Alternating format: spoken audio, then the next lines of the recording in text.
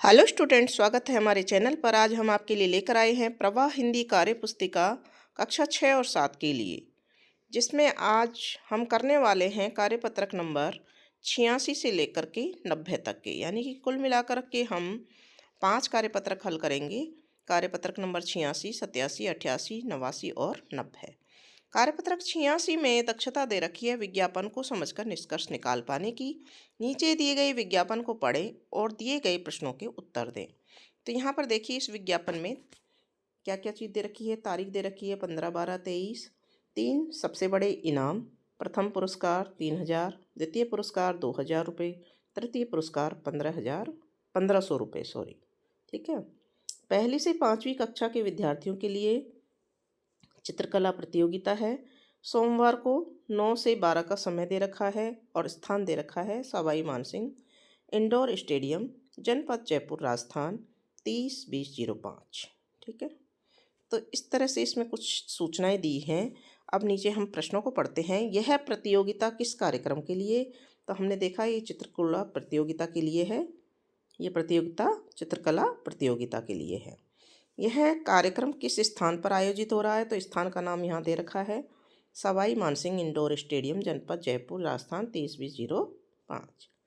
फिर है कौन कौन सी कक्षा के विद्यार्थी इसमें भाग ले सकते हैं? तो हमने यहाँ ऊपर देखा था कि पहली से 5वीं तक के, कहाँ, पहली से 5वीं तक के विद्यार्थी इसमें भाग ले सकते हैं। तो यहाँ उत्तर लिखेंगे कक्षा पहली से 5वीं तक के। कार्यक्रम का समय का क्या है? तो हमने ऊपर समय पढ़ा था सोमवार 9 बजे से 12 बजे तक। कुल कितने रुपए का पुरस्कार दिया जाएगा? तो कुल 3000 प्लस 2000 प्लस 1500, यानी कि 6500 रुपये का कुल पुरस्कार दिया जाएगा। आपके विद्यालय में कौन कौन सी प्रतियोगिताएं आयोजित होती हैं? चित्रकला, वाद विवाद, निबंध लेखन, भाषण, इसके अलावा नृत्य गीत प्रतियोगिताएं और बहुत सारी प्रतियोगिताएं होती हैं जिनका नाम आप लिख सकते हैं। कला शब्द का प्रयोग कर 3-3 शब्द बनाएं। जैसे लोक कला लिख रखा है, चित्रकला, वास्तुकला, मूर्तिकला, ठीक है। दिए गए शब्दों का अर्थ बताएं। जैसे प्रथम का पहला, तो यहाँ स्टेडियम दिया हुआ है, स्टेडियम का अर्थ लिखेंगे स्टेडियम वह स्थान जहाँ पर विभिन्न प्रतियोगिताएं आयोजित की जाती हैं, ठीक है। इनाम का मतलब पुरस्कार। प्रतियोगिता, प्रतियोगिता का मतलब हो जाएगा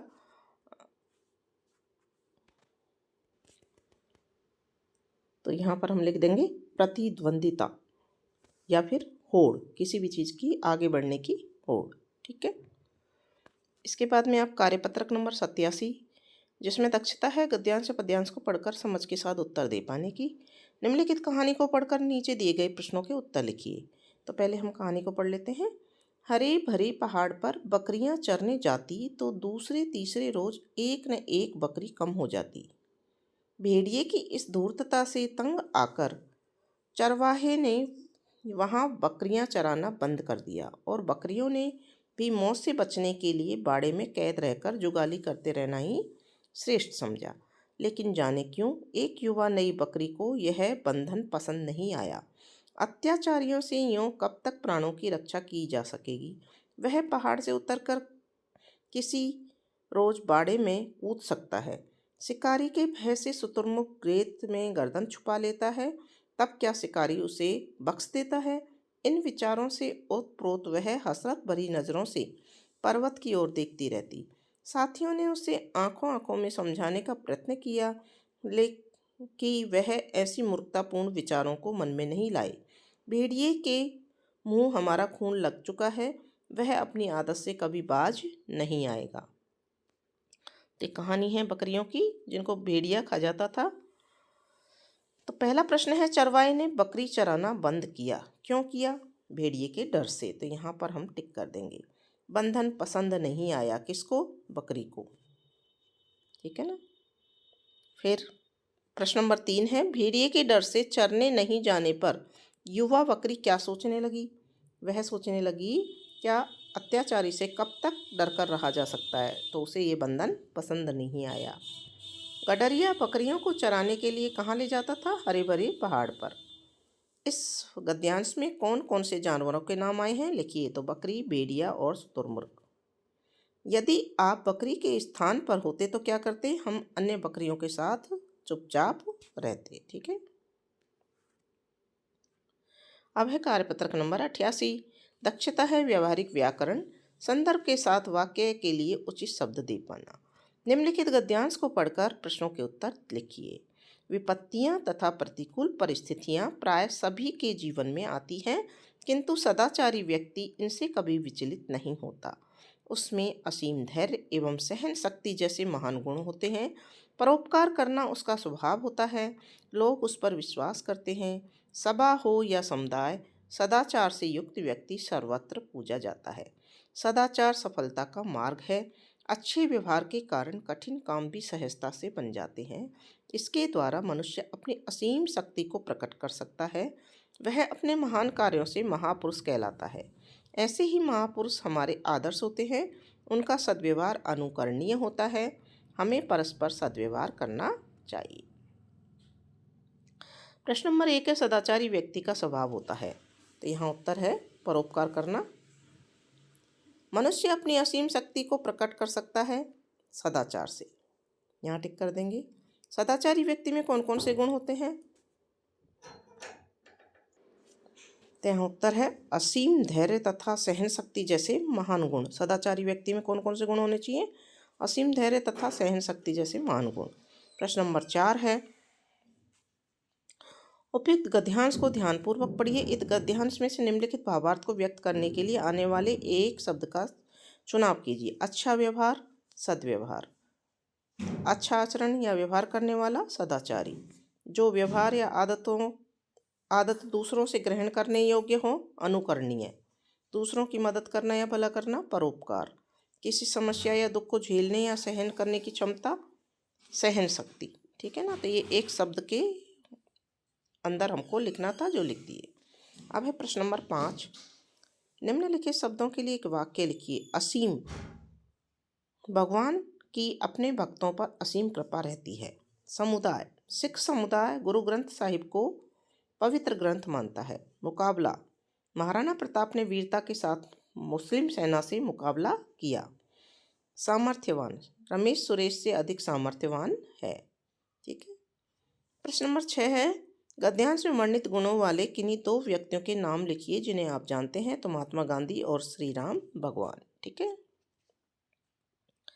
कार्यपत्रक नंबर 89 में दक्षता है गद्यांश या पद्यांश को पढ़कर समझ के साथ उत्तर दे पाने की। निर्देश हैं, दी गई कहानी को पढ़कर प्रश्नों के उत्तर दीजिए। तो देखिए कहानी को पढ़ लेते हैं। एक नदी के किनारे ताड़ का भारी पेड़ था। वह बहुत मोटा और मजबूत था। उसके निकट ही सरकंडे के कुछ पौधे उगे हुए थे, जिनके तने नरम तथा लचीले थे। एक दिन जोर की आंधी आ गई। ताड़ का पेड़ खूब मजबूत होते हुए भी बीच में से टूट गया तथा सरकंडों के पौधों के बीच में जा गिरा। परंतु सरकंडों के पौधों को किसी प्रकार की कोई हानि नहीं हुई। यह देखकर वह हैरान हुआ और उनसे पूछने लगा, क्या कारण है कि नरम और कमजोर होने पर भी आंधी तुम्हारा कुछ ना बिगाड़ सकी, जबकि मजबूत होते हुए भी मैं टूट गया हूँ। ताड़ भाई, आप अपनी शक्ति की अकड़ में झुके नहीं और टूट गए, परंतु हमने नरम होने के कारण झुककर आंधी की प्रभुता को स्वीकार किया और सुरक्षित रहे। तो देखिए प्रश्न नंबर 1 है, नदी के किनारे पेड़ था। किसका पेड़ था? खाली जगह में आएगा ताड़। तो यहाँ टिक कर देंगे। ताड़ के निकट खाली स्थान के पौधे उगे हुए थे। किसके पौधे थे? सरकंडे के। तो यहाँ टिक कर देंगे। ताड़ के पेड़ की विशेषता लिखिए। ताड़ का पेड़ लंबा, भारी, मजबूत और मोटा होता है। नरम और कमजोर होने पर भी आंधी सरकंडों का कुछ नहीं बिगाड़ पाई। क्यों? क्योंकि वे नरम होने के कारण आंधी की दिशा में मुड़कर झुक गए थे। ठीक है ना। आंधी ने ताड़ के पेड़ को क्या नुकसान पहुंचाया? ताड़ का पेड़ आंधी के कारण बीच में से टूट गया और गिर गया। प्रश्न नंबर 6 है, सरकंडे के पौधे की विशेषताएं बताएं। तो सरकंडे के पौधे नरम और लचीले और कमजोर होते हैं। प्रश्न नंबर 7 है, इस गद्यांश का सार अपने शब्दों में लिखिए। तो हमने छोटा सा लिखा है, नदी के किनारे मजबूत ताड़ का पेड़ अपनी हट और घमंड के कारण आंधी से टूट गया, जबकि सरकंडे कमजोर नरम होते हुए भी नहीं टूटे। तो सार यह है कि हमें घमंड नहीं करना चाहिए। कार्यपत्रक नंबर 90, दक्षता है चित्र को समझना और लिख पाना। चित्र देखकर 5 वाक्य लिखिए। तो यहाँ देखिए बच्चों, पहले चित्र को देख लीजिए। इसमें हमें कुछ बच्चे दिखाई दे रहे हैं, पेड़ दिखाई दे रहे हैं, कुछ जीव जंतु भी दिखाई दे रहे हैं। ठीक है ना। तो ये खेल रहे हैं, दौड़ रहे हैं। तो हमने लिखा है बच्चे बगीचे में खेल रहे हैं। बगीचे में हरे भरे पेड़ हैं। बगीचे में खरगोश दौड़ रहा है। बगीचे में एक झोंपड़ी है। नदी में मछलियाँ हैं। ये देखिए यहाँ ये मछलियाँ हैं, ये यहाँ पर ये खरगोश दौड़ रहा है और सूरज चमक रहा है और इसमें सूरज भी चमक रहा है, ये देखिए। ठीक है ना, तो ये हमने वाक्य इसके बारे में लिख दिए हैं। दिए गए विज्ञापन को देखकर नीचे दिए गए प्रश्नों के उत्तर लिखिए। खेल प्रतियोगिता का ये विज्ञापन है जिसमें खेल है 100 मीटर की दौड़, 800 मीटर की दौड़, लंबी कूद, भाला फेंक और गोला फेंक। उम्र है 10 से 15 साल तक के बच्चे।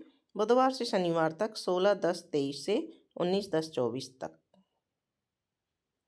यहाँ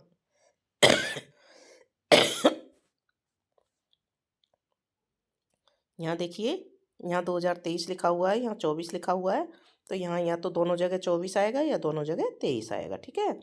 और स्थान का नाम दिया हुआ है महाराणा भूपाल स्टेडियम, उदयपुर, राजस्थान, 31/30/01। खेल प्रतियोगिता के बारे में है ये विज्ञापन।